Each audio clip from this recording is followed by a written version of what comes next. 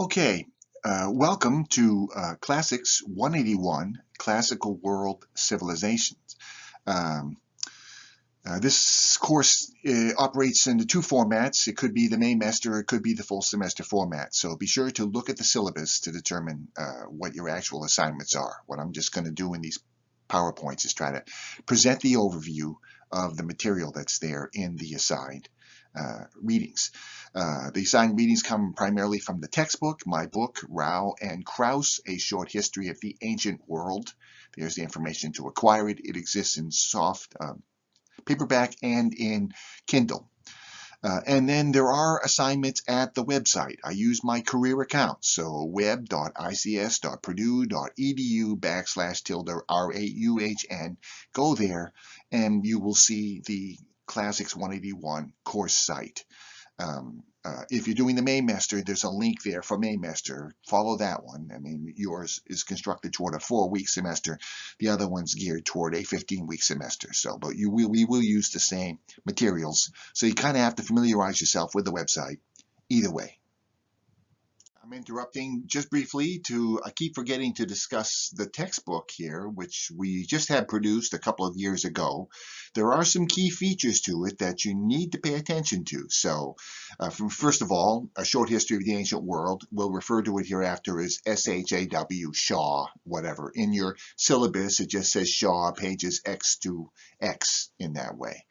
Other things to know about, though, is that we deliberately designed the textbook so that all key terms, such as culture or assemblages or whatever, they are in bold in the textbook.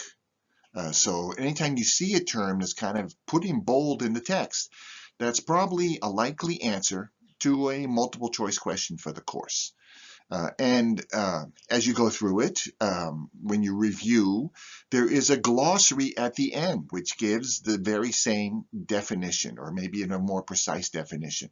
Learn how to use the glossary. It's there for this purpose. And okay, so that's the second point. Third point, each chapter begins with a what have we learned section. So I list a bunch of summary questions. What have we learned from the previous chapter? So in some ways, you might want to go to the beginning of the following chapter, read those points, and then go back and look at the chapter in question. But it's there as a kind of review to set you up for the subsequent chapter.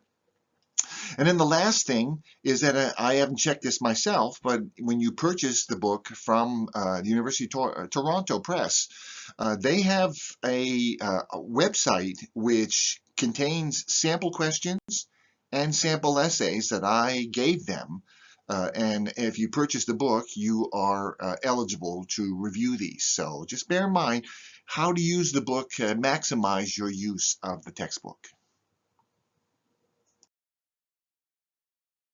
Okay, and what's the point of the course? It's to cover ancient history, uh, but it has a theme to it, and that is sort of the rise and fall of classical civilizations. So here we are looking at the classical world. Where does it begin? Well, we can start with Paleolithic, the rise of Homo sapiens around 150,000 before present. But generally, we start with the historical preservation of writing, which began in the Middle East, modern-day Iraq, ancient Sumeria, around 3100 BC. And it extends all the way to the collapse of the ancient world systems, Rome, the Han Dynasty in China, the Gupta Dynasty in Asia, in India, again, sometime between 200 and 500 AD. Here's just a map showing these great empires, and we kind of will cycle through 3 periods. There is the Bronze Age from approximately 3000 down to 1200 BC. Then there's the Iron Age, or the Classical period, from approximately 1000 all the way to the rise of the Roman world, we would say 27 BC. And then we have the period of the Roman Empire from about 27 BC to 476 AD. The chronologies of these 3 different main places of civilization vary. The Han Dynasty in China in particular is what we'll be looking at there. They all did go through a Bronze Age experience and then an Iron Age experience. But their history sort of varied, and then it all kind of comes together. These three big world civilizations became kind of interconnected. So interconnectivity is a theme in this course, in particular following the conquest of Alexander the Great. So we would say 300 or 200 BC to about 200 AD. All three of the civilizations that we're looking at here, again, in South Asia, you can look at the Mauryan and the Kushan and the Gupta dynasties from about 200 BC to about 500 AD. In Asia, primarily it's the Han dynasty from about 200 BC to 200 AD. Interestingly, all three of these reached their peak at approximately the same time. That interval, 200 BC to 200 AD, peak in terms of population, peak in terms of productivity, peak in terms of output, no matter how we look at it, or monumental achievements. And then they all kind of collapse at about the same time. So here is this chart for evidence of synchronous collapse between these three great world empires. Something happened in the 2nd century AD that kind of shook everything up. Each one sort of recovered from this, at least momentarily, in its own means. The Roman Empire employed a kind of what we call the dominant and an intensive sort of military dictatorship to sustain its urban society for another couple of hundred years. In India, there was chaos followed by the Gupta dynasty, another kind of autocratic regime. It was able to sustain things into the 5th century, and then in came the migration of the Sungnu, or the White Huns, that changed things dramatically. The one exception really is China, the Han dynasty. It also went into a period of disunity between 200 and, say, 600 AD.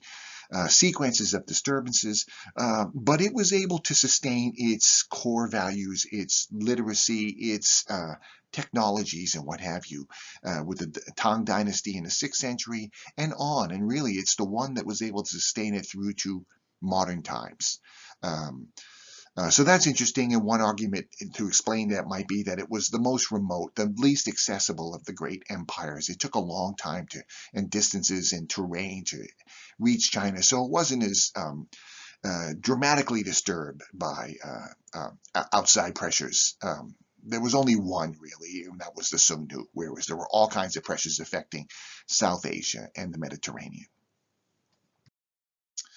And the interesting thing is that what we're going to learn in this book is that there were clearly previous eras of synchronous collapse on a smaller scale, but nonetheless similar pattern of collapse. So we have the early Bronze Age, around 2100 BC, when interconnected groups of polities seem to have hit a crisis and declined.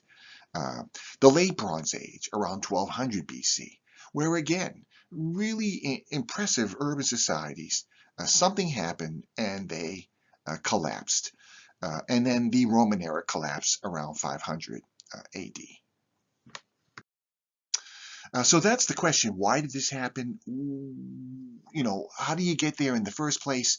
To understand human societies, we have to kind of have building blocks and vocabulary, terminology that we can use to identify these things. And so the 5 main points, we're going to talk about the first 4 in this lecture, are culture, state formation, civilizations, world systems, and globalism. So a growth. We're looking at the growth factor here, not the collapse factor in this regard. A culture is a systems of habits and technologies acquired by humans through exosomatic processes and handed on from generation to generation as their principal means of adapting to their environment. What we mean by this is learned behavior. Humans developed tools, clothing, systems, how to bury the dead, how to worship the gods, that they fashioned and handed on from one generation to the next. So in pre-literate societies, we can see the movement and expansion of certain kinds of cultures by looking at their attributes. This is how humans adapted to their environment, especially as they move spatially across the globe. The process of handing it on from one generation to the next is another important thing. These processes, we call them recursive institutions. It might be homeschooling, parents to children. But typically we think of this as schools. Complex societies have schools. Not only, I mean, they weren't thinking in terms of handing on their skills from one generation to the next, but simply dealing with complex societies, communicating information over space, on levels of hierarchy and importance as well. So recursive institutions are critical to the handing on of culture from one generation to the next. And to what degree a culture survives over time is really based on its ability to store that memory and hand it on, not only generationally, but past periods of collapse into the next period of growth. So memory is a real key essential to this as well. Secondly, there is state formation. State formation is the notion of just human development into complex societies. And there's a kind of a sociological notion that it progressed from primitive societies to more complex societies with all kinds of, little hitches in between this way. Generally, what I say is we're looking at two things. More primitive societies tend to be based according to sort of lineage relationships, notions of familial connection, whether that be family, clan, and tribe. And you're going to see in Greece and Rome that their voting districts were named according to the tribes. So it wasn't that remote for them. But all of those are principled on the basis of this sort of family, and family hierarchy is what governs a population. This can reach the point of chiefdoms. So you have a chief, you have a premier leader who comes from a dynastic line that sustains this thing. It can even get to paramount chiefs. You can have a chief commanding other chiefs as one polity sort of controls neighboring ones in this regard. But you don't really have a state until you have the formation of institutions that can exist independent of family ties. So in America, we have a president, a Senate, and a House that manage certain aspects of governing for us, and we elect all these people. We accept the fact that the elections will determine who will be the president, not necessarily family lineage in this regard. When you see states, let's put it this way, states that are able to accept authority, governing institutions on the basis of institutions, have a greater potential for growth and sustainability than those based on tribal connections. What happens if the royal family dies out? You're going to have chaos, right? States are able to sustain, perpetuate, and generate themselves on a stronger basis that way. Now, states can be as small as city-states, or they can be sort of political realms that are governed by a king with some sort of consular system in that way. Ultimately, what we're looking for is the emergence of what I call a civilization. Now, there's various words we can use for this. We can say an empire. One state dominates neighboring states and absorbs them and takes them under control. The more proper term for that is an extraterritorial state from, again, a sociological standpoint. But it is the notion that you've got one state kind of at the core that's dominating those on the periphery. Once we use the words core and periphery, now we're into a theory by Immanuel Wallerstein known as world systems theory. This is kind of an economic theory that he saw based in mercantilism of the rise of the early modern states. And what he noticed is that these core states tend to be more technologically advanced. Maybe they have a higher educational basis. States out on the periphery are more primitive. They don't have the same technologies or the same learning skills, acquired skills, artisan skills, whatever. And what you see is the core tends to dominate the periphery by getting natural resources, turning them into finished goods, and sending them back to the periphery, and trying to dominate and control this pattern of economic exchange this way, from a position of strength versus weakness this way.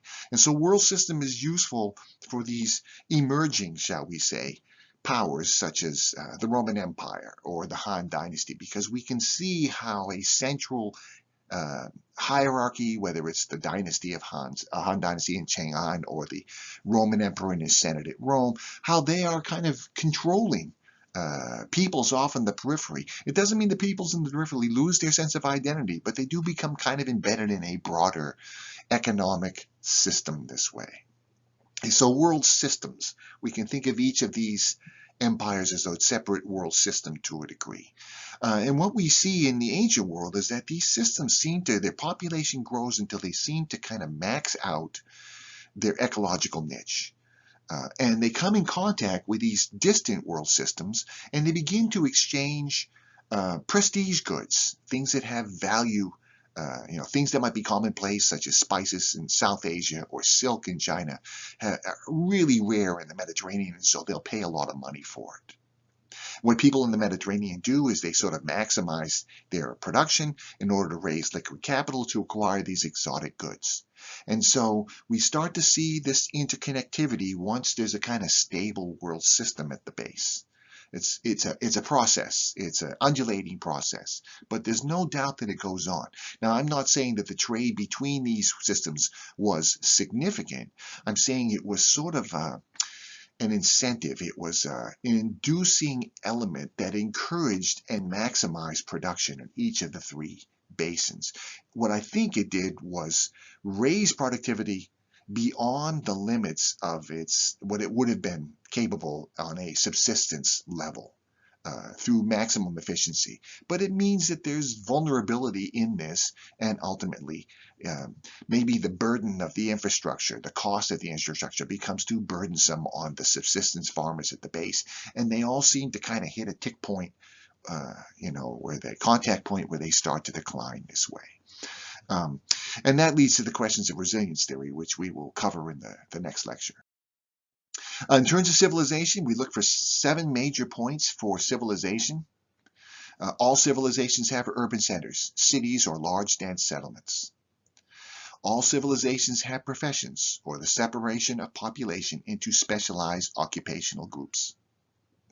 All civilizations have elites, or a social hierarchy that is exempt from subsistence labor.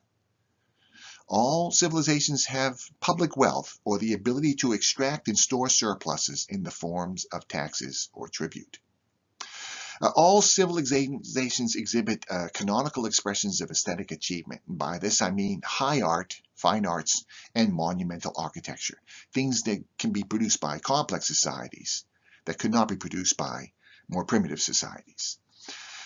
All civilizations valued creature comforts. What they provided through their residents were creature comforts, and we can kind of gauge the caliber of a civilization, not only hierarchically by the extent to which creature comforts reach not only from the elite, but all the way to the bottom of society, but also spatially. How broad were the expansion, the application of these technologies across the globe? When we can see massive distances and they're all enjoying things like hot baths, then that's a remarkable achievement on the part of that civilization.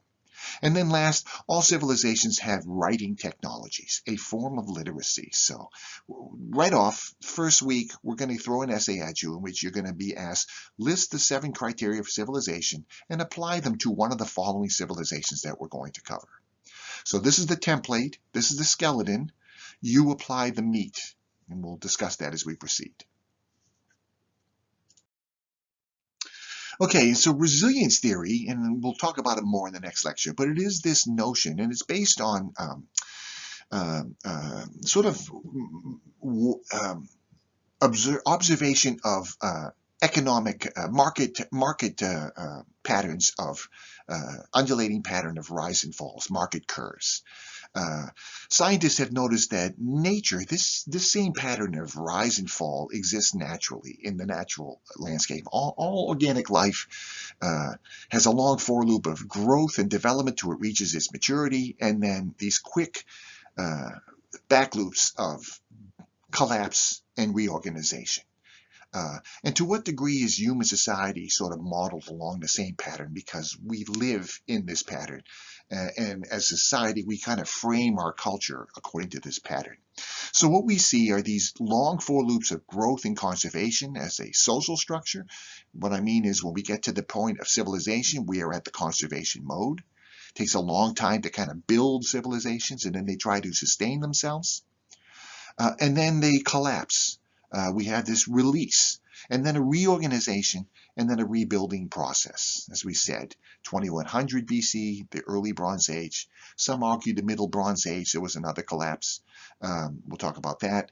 And then the collapse of the Bronze Age in 1200 BC, followed by the Iron Age development, classical civilizations, and the collapse of Roman Empire by about 500 AD in this way.